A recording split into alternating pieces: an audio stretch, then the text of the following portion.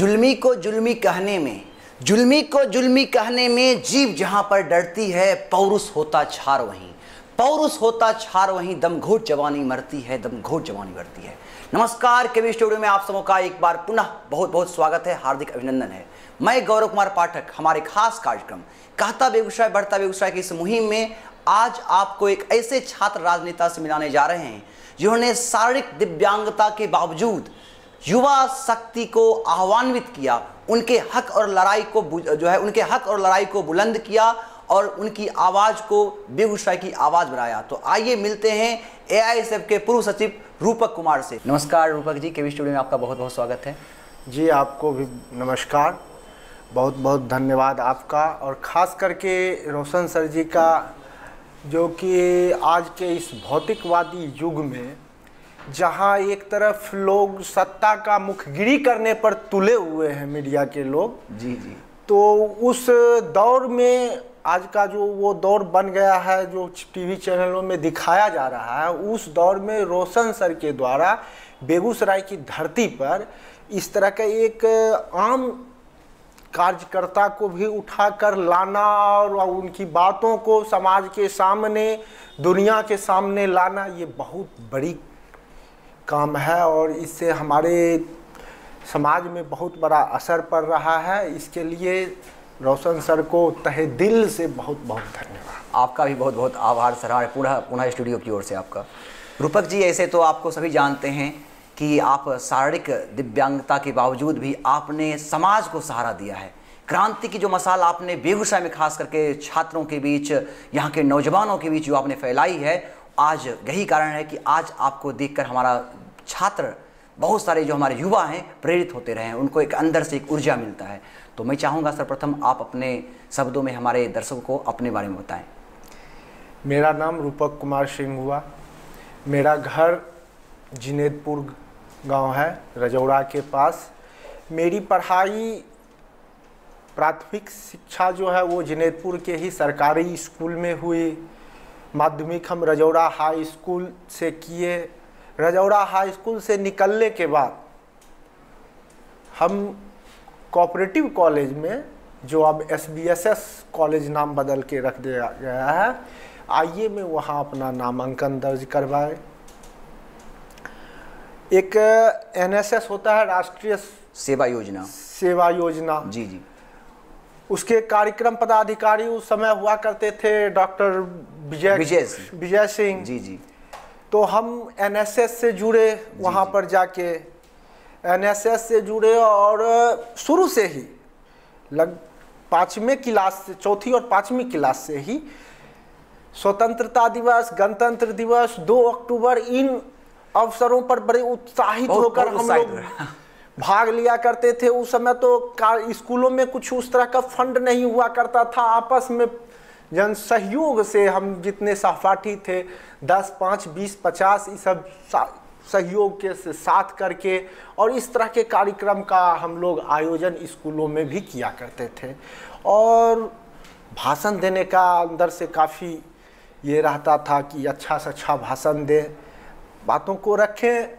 बचपन का जो वो रहता है वो ही था। तो हम लोग इस तरह से करते थे और भाषण देते थे।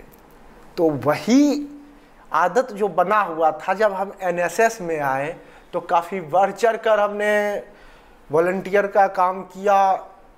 तो उस समय जो कुछ वहाँ पर थे हमारे कार्यक्रम पदाधिकारी को भी लगा, वो भी हमसे प्रभावित हुए और वहीं से हम AISF से जुड़े। अच्छा, कहीं ना कहीं चूँकि NSS सामाजिक संगठन है, भारत सरकार का एक खेल मंत्रालय का यह संगठन रहा जिसका उद्देश्य है समाज सेवा और विभिन्न जागरूकता फैलाना, जिससे हमारा राष्ट्र का निर्माण हो। और आपने शुरू से ही, जैसा कि आपने कहा कि राष्ट्रीयता के प्रति जो मोह था, आपका जो समर्पण की भावना थी, बाल काल से ही था। फिर कॉलेज में आके उन्होंने एक राष्ट्र जो है NSS ने आपको एक मंच दे दिया। फिर आप AISF से आ गए। मेरा कहना है कि AISF से लगाव का कोई विशेष कारण? देखिए, उस समय जो कॉलेज की स्थिति थी, कैंपस की जो स्थिति थी पूरे ज़िला के अंदर, ऐसे सब लोग अपने अपने विचारधारा से ग्रसित होते कोई भी संगठन हो, स्वतंत्र है, चाहे कोई भी संगठन हो।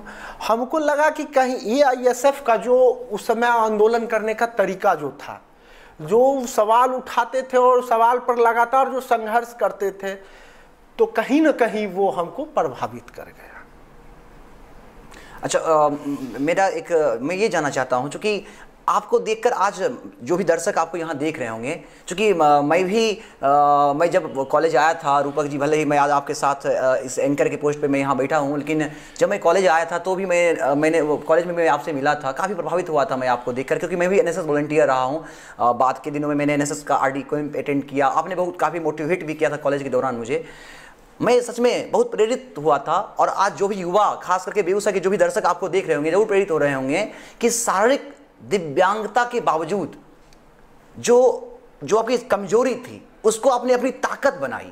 और आपने, जब मैं कॉलेज में मैंने देखा है कि जब उतना संगठन सक्रिय नहीं था, उस समय आप छात्रों के साथ सामान्य स्थिति बनवाने के लिए कॉलेज में विद्यार्थियों को किसी भी प्रकार की परेशानी नहीं हो, इसके लिए लगातार काम करते रहे। मतलब पूरे दिन भर आप एक पैर पर खड़े होकर उनकी पंक्ति को जो है लाइन अप करवाना था, या उनके लिए जो कुछ आप कर सकते थे वो आपको मैंने करते हुए देखा है। कहाँ से ये इतनी जो छात्रों के प्रति जो समर्पण की जो भावना थी, कहाँ से प्रेरणा मिला कि छात्रों के लिए या छात्र राजनीति में आए हम? देखिए, जब हम कॉलेज में मैं नामांकन करवाया कॉलेज में आईए में, तो शुरू से ही मैं आपको बताया कि हमको क्लास करने का बहुत शौक था। हम चाहे वो प्राइमरी स्कूल हो, मिडिल स्कूल हो या हाई स्कूल हो, हम स्कूलों में क्लास को मिस नहीं करते थे। आप चाहे तो जाके रजिस्टर में आप चेक कर सकते हैं। आप एक अच्छे स्टूडेंट भी रहे हैं। हम साल में 2 से 3 दिन मुश्किल से क्लास को अब्सेंट करते थे, वो भी कोई तबीयत वगैरह खराब हो जाने की वजह से, रेयर केस में। तो वही आदत हमको कॉलेज में भी था, क्लास करने की बड़ी इच्छा होती थी। उस समय तो इतना संसाधन भी नहीं था, कुछ साथियों के सहयोग से उनके साइकिल पर गांव से बैठ के रोज कॉलेज आया करता था, और साइकिल से ही फिर वापस गांव चला जाता था। जब कॉलेज में क्लास नहीं होते थे, हमारे टीचर रहते हुए भी क्लास नहीं लेते थे, तो अंदर से पीड़ा होती थी। ये बात हमने कुछ लोगों से शेयर किया। हम बता दूं आपको कि हम विजय बाबू से भी इस बात को शेयर किए। हमारे उस समय कोऑपरेटिव कॉलेज के एक किरानी थे, वो बीहट के थे, हमारे नाम में उनका भूल रहा हूँ, शायद राजकिशोर सिंह या ऐसे ये कुछ उनका नाम था, नाम थोड़ा सा भूल रहा हूँ, मर गए हैं, उनका देहांत भी हो गया है। तो उन्होंने हमको बताया, वही हमको बताए कि एक काम करो, तुम लोग चूड़ी पहन के घर में बैठ जाओ। तो हमको बड़ा ईर्ष्या, आपको चूड़ी पहनने के लिए कहा गया? हाँ, चूड़ी पहनने के लिए कहा गया। तो कहीं ना कहीं वहीं से हमको लगा, और उस समय हम किसी छात्र संगठन का सदस्य नहीं थे, एक आम छात्र के रूप में, एक आम छात्र थे, और हमारे साथ छात्रों की यूनिटी थी, किसी बिना छात्र संगठन से जुड़े हुए भी। जी जी। हम कॉलेज में स्ट्राइक कर दिए। एआईएसएफ के जो उस समय संचालन करते थे अभिनव अकेला जी, जी। अभी आपके उपमेयर हैं राजीव रंजन जी।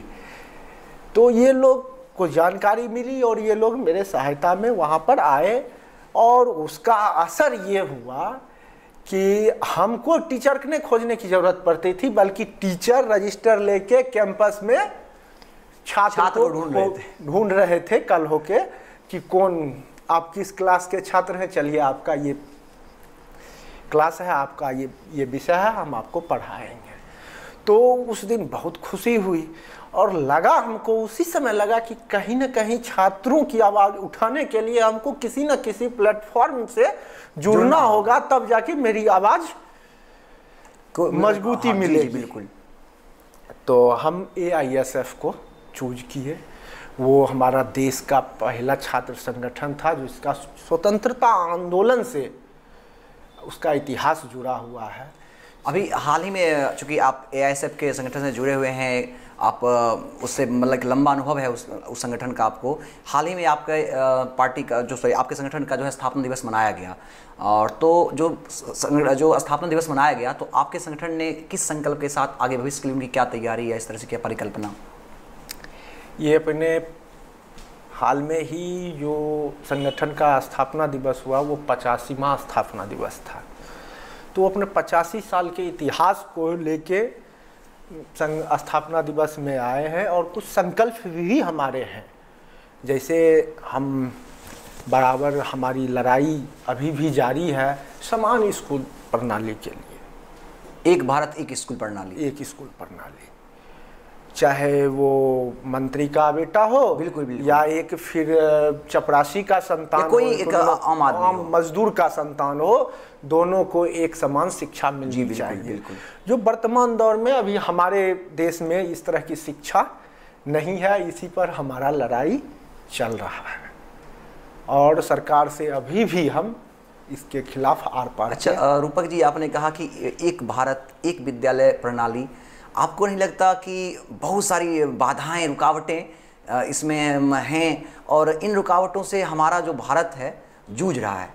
क्योंकि कहीं ना कहीं ये निजी विद्यालय जो हैं, जो भी निजी विद्यालय हैं और सरकारी विद्यालय हैं, इस तरह का जो बना हुआ है, प्रचलन बना हुआ है, तो कैसे संभव होगा ये परिकल्पना कि एक भारत, चूँकि सभी चाहते हैं, हम भी चाहते हैं, इस मंच से मैं कहना चाहूँगा कि मैं भी चाहता हूँ कि एक भारत हमारा भारत देश है और जहाँ पर सबको एक शिक्षा मिलनी चाहिए, कि सब चाहते हैं, लेकिन इसे व्यवहार में कैसे लाया जाए, धरातल पर इसे कैसे सच किया जाए? एक कहावत आपने सुना होगा, गुदरी का लाल होना। जी जी। गुदरी का लाल जो निकलता है वो बोरे वाले स्कूल से, जी जी, वो बेंच वाले थाली वाले स्कूल से ही निकलते हैं बिल्कुल। अरे आप जैसे लोग भी तो सरकारी विद्यालय के ही देन, सरकारी विद्यालय के ही देन है, और मैं भी सरकारी विद्यालय का देन हूँ। तो बाधाएं हर काम में आती है। आज जो सरकार आत्मनिर्भर भारत की बात कर रही है, वो आत्मनिर्भर भारत कहाँ से बनेगा? वो सरकारी स्कूल से बनेगा। जिस स्कूल में आप प्लेट और थाली बजवा रहे हैं, वहीं से आत्मनिर्भर भारत की बुनियाद दी जाएगी, वहीं से बुनियाद उसका पड़ेगा। तो हर काम में बाधाएं हैं, इसमें भी कुछ बाधाएं सरकार को आएगी, मैं ये एक्सेप्ट करता हूँ, लेकिन हमारे भारत को सुदृढ़ बनाना है, हमारे भारत को सचमुच में आत्मनिर्भर बनाना है, तो एक व्यक्ति एक देश एक स्कूल का पर जो सिस्टम है और उसको लाना पड़ेगा। ये भी जाएंगे हम तो। और आज के दौर में मैं आपको बता दूं, जो ये प्राइवेट स्कूल, जो निजी विद्यालय है, शिक्षा के क्षेत्र में इतना बड़ा घपला हो जो रहा है, जिसको हम बाजारीकरण कह रहे हैं, शिक्षा का बाजारीकरण कहते हैं, शिक्षा का बाजारीकरण जिसको कह रहे हैं, ये निजी विद्यालयों का महत्वपूर्ण योगदान है शिक्षा के बाजारीकरण में। मैं उनका विरोध नहीं कर रहा हूँ, हालांकि निजी विद्यालय जो व्यवस्था अभी है, उस व्यवस्था के में निजी विद्यालय का भी महत्वपूर्ण भूमिका है हमारे। कहीं ना कहीं ऐसा देखा गया है कि जो गुणवत्तापूर्ण शिक्षा के दृष्टिकोण से निजी विद्यालयों में बहुत सारे ऐसे विद्यालय हैं जिन्होंने शिक्षा के गुणवत्ता को सुदृढ़ किया है। हाँ, और ये इस बात से भी नकारा नहीं जा सकता कि मैं आपकी बात से भी इस बात से भी इत्तेफाक रखता हूँ कि ऐसा है कि कुछ ऐसे निजी विद्यालय भी हैं जिन्होंने शिक्षा से ज़्यादा धन पे ज़्यादा फोकस किया है। अच्छा, मैं एक उदाहरण देना चाहूँगा। दिल्ली हमारे भारत का एक बहुत बड़ा, हमारी राजधानी है दिल्ली। वहाँ की जो शिक्षा है, आज विदेशी लोग भी वहाँ की शिक्षा से काफ़ी प्रभावित हुए हैं। क्यों ना अन्य राज्यों में इसे अपनाया जाए? क्या दिक्कत है? आप दिल्ली की ले रहे हैं, उससे अच्छा तो मतलब उससे पहले और उससे अच्छा केरल की शिक्षा व्यवस्था को लीजिए। क्योंकि छात्र राजनीति से आपका रूपक जी जुड़ाव रहा है, छात्र राजनीति और सामाजिक चुनौतियाँ, जो छात्र राजनीति और सामाजिक चुनौतियाँ हैं, इनके संदर्भ में आपके क्या विचार हैं? देखिए, छात्र राजनीति और सामाजिक चुनौती आपस में एक सिक्के के दो पहलू हैं। आप जब छात्र राजनीति करने जाइएगा तो सामाजिक चुनौतियां आपके बीच आती है, आपके घर से ही वह सबसे पहले आपके घर से उत्पन्न होगा। ये लड़का समय बर्बाद कर रहा है अपना, कुछ करेगा नहीं, ये खत्म हो रहा है, बर्बाद कर रहा है अपने आप की, अपने आप को लीडर के रूप में प्रेजेंट कर रहा है, अपने जिंदगी को बर्बाद कर रहा है। राजनीति को घृणित रूप से आज के लोग देख रहे हैं और इसका कारण है राजनीति का गिरता हुआ स्तर। हमारे देश में राजनीति का स्तर जो गिर रहा है, इसी कारण लोग राजनीति को घृणित रूप से देख रहे हैं। लेकिन दिव्यांगता और सामाजिक चुनौतियां, मेरा यह प्रश्न है आपसे कि दिव्यांगता और सामाजिक चुनौतियों को किन संदर्भ में देखते हैं आप? देखिए, देश का पहला व्यक्ति अगर राष्ट्रपति है तो सबसे अंतिम व्यक्ति देश का दिव्यांग होता है। कि 2011 के जनगणना की रिपोर्ट जो है उसमें जो दिव्यांगों की जनसंख्या बताई गई है वो 2.68 करोड़ है, जो हमारे देश की आबादी का 2.36% लगभग इतना है। और जो अन्य राज्यों के द्वारा विकलांग सर्टिफिकेट जो दिए जाते हैं, निर्गत किए गए हैं, उनको जब मिलाया गया और ये जो जनगणना वाली जो जनसंख्या है, ये दोनों को मिलाया गया तो 5 गुना ज्यादा डिफरेंस आया। यानी यूं कहा जाए कि जिन्हें निर्गत किया गया है, दिव्यांग प्रमाण पत्र निर्गत किया गया है, उनकी संख्या 5 गुना ज्यादा है। 5 गुना ज्यादा है। 5 गुना ज्यादा। ये तो आपको नहीं लगता कि बहुत बड़ा अंतर? मैं बता रहा हूं, एक कहावत है, जिसकी जितनी दावेदारी उसकी उतनी हिस्सेदारी। तो दिव्यांगों की जो हिस्सेदारी ही छुपा रही है तो उसका दावेदारी क्या है होगा। 4-5 पॉइंट को लेके हम बेगूसराय से ही आपके केवी स्टूडियो से बोल रहा हूं कि बेगूसराय से ही एक पूरे देश स्तर का आंदोलन की तैयारी में हमें। आपको इस आंदोलन की बहुत बहुत शुभकामनाएं। दिव्यांगों का उनका हक मिले, इससे बढ़कर बड़ी बात और क्या हो सकती है, और आप इसमें सफल भी हों। आज भी बिहार जो है शिक्षा के दृष्टिकोण से भारत में सबसे पीछे है, और कभी हमारा बिहार संपूर्ण भारत का नहीं विश्व को ज्ञान देने वाला होता था, चाहे वो आर्यभट्ट हो, चाहे हम बात कर रहे हैं चाणक्य की, या हम बात करें हम बौद्ध धर्म के प्रवर्तक गौतम बुद्ध की, या हम महावीर की बात करें। सबने संपूर्ण विश्व को अपने ज्ञान से आलोकित किया है। लेकिन आज नालंदा विश्वविद्यालय का गौरव लिए यह बिहार शिक्षा के दृष्टिकोण से काफ़ी पीछे है। शिक्षा के दृष्टिकोण से हमारा बिहार पुनः उस गौरव को कैसे प्राप्त करे, आप अपने विचार इस संदर्भ में दें। देखिए, शिक्षा एक योग है, शिक्षा बाजार की वस्तु नहीं है। बिहार में शिक्षा को बाजार की वस्तु बनाकर परोसा गया, जिससे हमारा जो गौरव था शिक्षा का वो ध्वस्त हो गया। आज कॉलेज और विश्वविद्यालय जो है,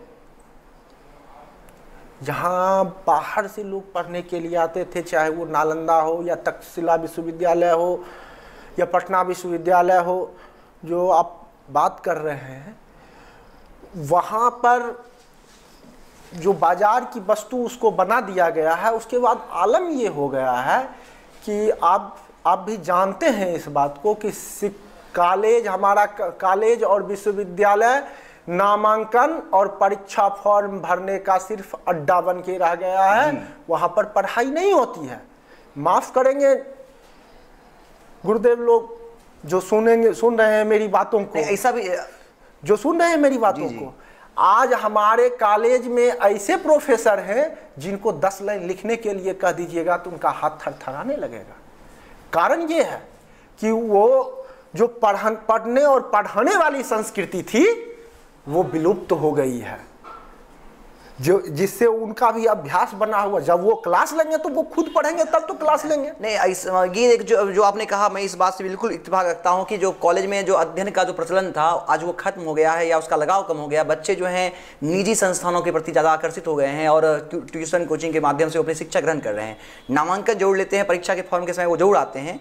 कहीं ना कहीं आपको नहीं लगता कि हमारे महाविद्यालय में ऐसे भी योग्य शिक्षक हैं, ठीक है, जिनका मन भी है, उनकी इच्छा भी है कि वो बच्चों को पढ़ाएं, लेकिन कहीं ना कहीं अभिभावक भी कहीं ना कहीं अपने बच्चे को कॉलेज नहीं भेज पा रहे हैं, या बच्चे भी कॉलेज नहीं आ पा रहे हैं? क्योंकि कई बार आप लोगों के संगठन, जितने भी संगठन है, उन्होंने प्रयास किया है बच्चों को कॉलेज से जोड़ने का। ठीक है, आपको भी स्मरण आएगा, आपके भी गुरुदेव हैं और मेरे भी वो गुरुदेव हैं। मैं आपको नाम गिना रहा हूँ, डॉक्टर सीताराम सिंह प्रभंजन जी, जो कभी कोऑपरेटिव कॉलेज के प्राचार्य भी हुआ करते थे। मुझे आज भी याद है कि कैंपस में वो खूब, मतलब एक तरह से कहिए तो टॉर्च बार के, दिन में टॉर्च बार के छात्रों को खोजा करते जी कि चलो तुम्हारा क्लास है, हम क्लास लेंगे। प्रोफेसर कैलाश सिंह जी हिस्ट्री के हमारे प्रोफेसर थे। जी, मैं देखा हूं कि आज तक वो कॉलेज का ऑफिशियल वर्क मिस हो जाएगा, लेकिन उनका क्लास मिस नहीं बहुत समर्पण के साथ एक छात्र रहता था तो एक छात्र। हम लोग को बहुत फक्र है कि हम लोग के उन गुरुदेव का हमें आशीर्वाद मिला है। डॉक्टर प्रमोद चौधरी जी जी, हमारे अंग्रेजी के प्रोफेसर, विद्वान आदमी थे, और वो तो जिले के कई कॉलेज के एक साथ प्राचार्य भी रह चुके हैं। मैं उनका भी क्लास देखा हूँ। वो भी मैडम खेड़िया, जी जी जी, हिंदी के विद्वान विदुषी थी। तो ऐसे भी शिक्षक, आज भी ऐसे भी शिक्षक तो ये कल्चर कैसे डेवलप किया जाए? मैं सभी संगठनों को, जो भी हमारे इस स्टूडियो के माध्यम से जो भी सुन रहे हैं, अभिभावक, शिक्षक, सभी छात्र संगठन या जो भी हमारे तमाम बेगूसराय के दर्शकों को मैं बताना चाहूंगा कि आप लोग के द्वारा हम पुनः उस महाविद्यालय के गौरव को कैसे लाएं, कैसे जो प्राचार्य हैं या प्राध्यापक हैं और जो हमारे छात्र हैं उन सब के बीच एक समन्वय हो और कॉलेज में शिक्षा का एक माहौल बने। देखिए, सबसे पहली चीज़ तो शिक्षा को बाजार में परोसना बंद करें। दूसरी बात, शिक्षक और छात्र के बीच जो संबंध होता है, मैं सेमिनार में था, एनएसएस का ही सेमिनार था दरभंगा में। जी जी, तो वहाँ कुछ लोग उठे और बड़ी सरलता से इस बात को बोल दिए कि कुलपति महोदय, आप जो चाहते हैं कि आज के दौर में एकलव्य और अर्जुन जैसा शिष्य मिले, ये संभव नहीं है। आप चाहिएगा कि भीष्म पितामह मिले, तो ये संभव नहीं है। तो शायद 3 लोगों के बोलने के बाद मेरी भी बारी आई बोलने की। तो मैं यहीं से शुरू किया था अपनी बात को कि अगर आप एकलव्य खोज रहे हैं, अगर आप अर्जुन खोज रहे हैं, तो आपको पहले गुरु द्रोण बनना पड़ेगा। जी जी जी। अगर आप खोज रहे हैं कि हमको भीष्म पितामह जैसा शिष्य मिले, तो पहले आपको परशुराम बनना पड़ेगा। बिल्कुल, बिल्कुल। आप अपनी छाती पर हाथ रख के अपने आप को टटोलिए और बोलिए, कहीं न कहीं आपके नैतिकता में हरासमेंट आने के वजह से ही छात्रों की नैतिकता में भी हरासमेंट आया है। तो उस गैप को, जो शिक्षक और छात्र के बीच गैप बना है, उसके संबंध में जो दूरियां आई है, उस दूरी को पाटने की जरूरत है। जब वह दूरी पटेगा, शिक्षक और छात्र आपस में एक पिता और पुत्र के तरह जब मिलेंगे, तो जो बात अभी आपने कही है, जो माहौल फिर से महाविद्यालय में लाने की बात कही, जो प्रचलन पहले जो प्रचलन था, तभी वो प्रचलन आएगा। बहुत बहुत धन्यवाद, और आशा भी और पूर्ण विश्वास भी कि ऐसा सुंदर अवसर हमारे छात्र को, हमारे नौजवान साथियों को पुनः मिले और जो हमारी कॉलेज महाविद्यालय की जो प्रतिष्ठा थी वह पुनः जीवंत हो। और मैं अपील करता हूं तमाम सुनने वाले दर्शकों से, आप सभी अभिभावकों से इसके भी स्टूडियो के माध्यम से, कि आप अपने, चूंकि आपके बच्चे का वो अधिकार है, वो महाविद्यालय आए, वो नामांकन कराते हैं, परीक्षा फॉर्म भरने आते हैं, वो पढ़ने के लिए भी आएँ, क्योंकि हमारी सरकार चाहे किसी भी दल की हो, कोई भी दल हो, सबका जो आपसे है, आप हैं तो हमारा यह सरकार है और हम सबका अधिकार है और पढ़ना। आप अपने बच्चे को महाविद्यालय जरूर भेजें, और आपसे भी कि आप जैसे छात्र जो कि बार बार प्रयास करते रहते हैं कि जो कॉलेज की स्थिति है वो मजबूत हो, निश्चित रूप से आगे भी आप लगे रहे और इस मुहिम को, कॉलेज के साथ छात्रों को जोड़ने का जो मुहिम है, उस मुहिम में आप सफल भी हो। मैं आपको जानकारी दे दूं कि हमारा संगठन एक मुहिम चला रहा है, चलो विद्यालय की ओर। उसमें जो हमारे संगठन के कार्यकर्ता हैं, हमारे नेता जो हैं, वो गांव की तरफ जा रहे हैं, छात्रों से, उसके गार्जियन के साथ, उनके जो अभिभावक हैं उनके साथ मिलके उनसे बात कर रहे हैं कि आप महाविद्यालय चलिए, क्लास चलिए, चलो क्लास की ओर, इनका भी नारा दे रहे हैं। और ये तो कोरोना काल के बाद थोड़ा सा धीमा पड़ गया है, इसका कुछ असर दिखा।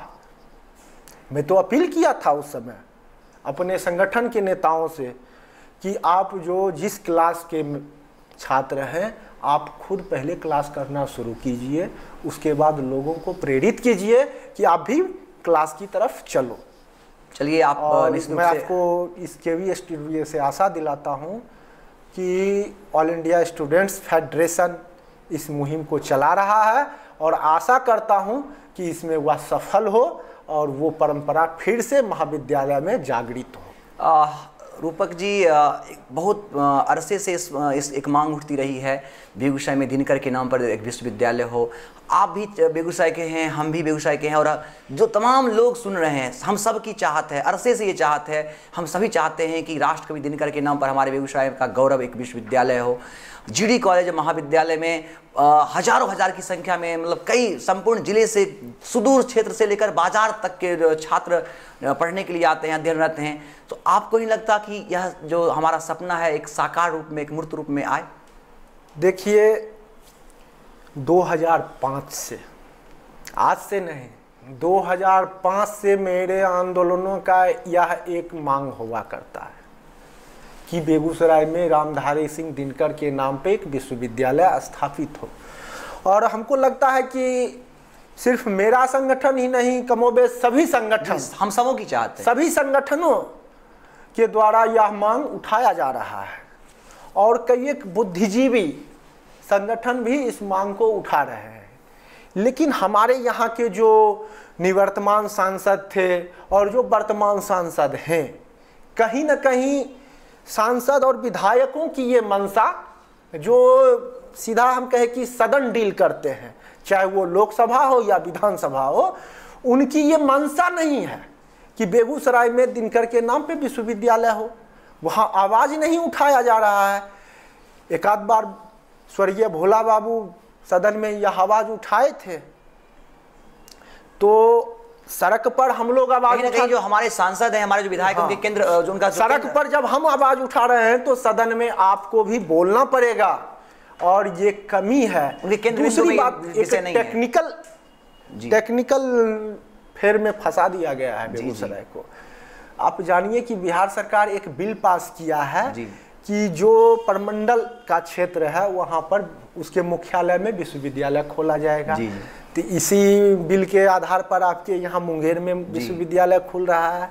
तो आप ये नहीं डिमांड करना है कि हमको विश्वविद्यालय दो, हाँ नहीं, अब हमको डिमांड करना है कि बेगूसराय को परमंडल घोषित करो। हाँ, तो जब ये परमंडल घोषित होगा तो स्वतः ये मानक, ये परमंडल के रूप में ये मानक भी पूरा करता है। ये एक मानक, परमंडल का मानक पूरा, बिहार की औद्योगिक राजधानी के रूप में हमारा जिला है, एकमात्र औद्योगिक, पूरे संपूर्ण बिहार राज्य का औद्योगिक जिला।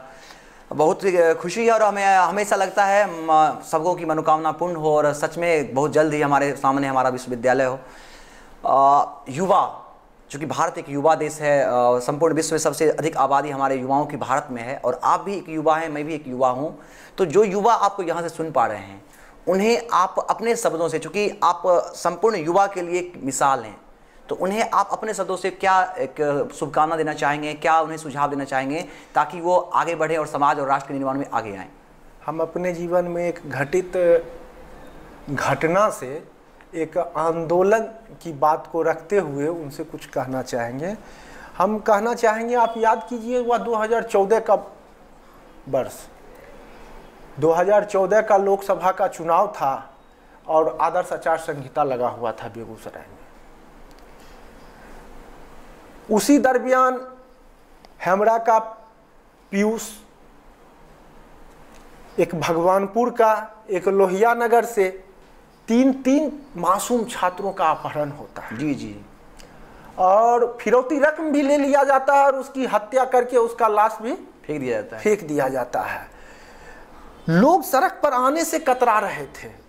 उस समय भय का माहौल बन गया, भय का माहौल बना हुआ था। सड़क पर आने से कतरा रहे थे, जैसे अभी सड़क पर आने से कतरा रहे हैं कि अभी लॉकडाउन लगा हुआ है, प्रशासन क्या करेगा, नहीं करेगा।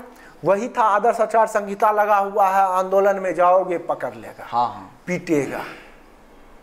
लेकिन उस सब बात को दरकिनार करते हुए अपराध विरोधी संघर्ष समिति के बैनर तले हम अपनी आवाज़ को बुलंद करने का काम किए। वो 28 मार्च, वो दिन मुझे आज भी याद है। 28 मार्च मैं एक दो अच्छे साथियों से, कुछ अपने पार्टी के लोगों से और कुछ दूसरे विचारधारा से संबंधित रखने वाले लोगों से, चूँकि वो किसी पार्टी का नहीं था, वो अपराध विरोधी संघर्ष समिति था और उसमें सब पार्टी के लोग थे। तो हम कहे कि चलिए थोड़ा सा, नहीं आप भी नहीं जाइए। हमको भी मना किया गया कि आप भी नहीं जाइए, इस तरह से कुछ हो सकता है।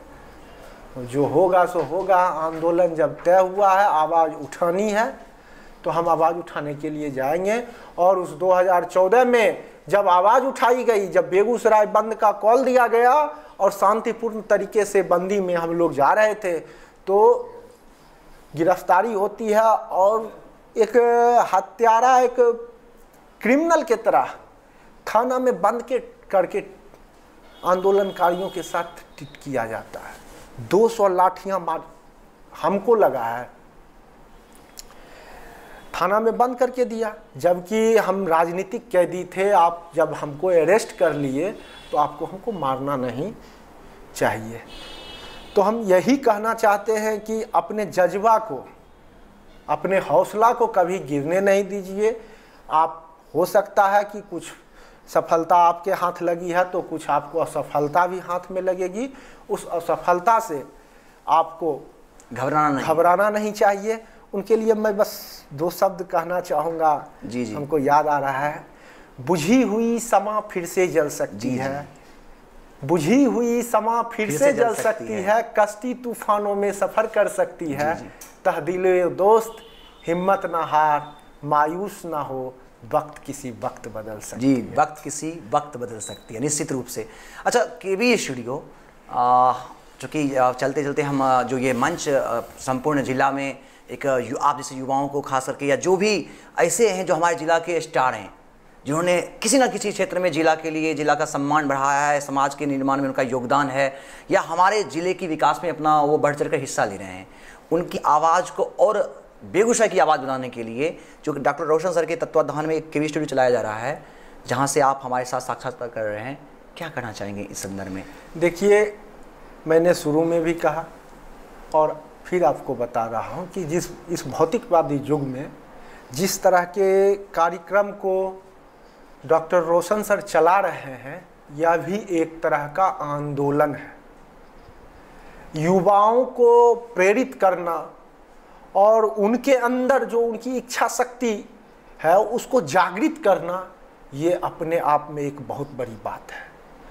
और जब आज के दौर में जब दूसरे लोग सरकार की मुखगिरी कर रहे हैं अपने टीआरपी बढ़ाने के लिए, उस दौर में डॉक्टर रोशन सर के द्वारा एक साधारण से साधारण कार्यकर्ता को लाना और उनके विचार को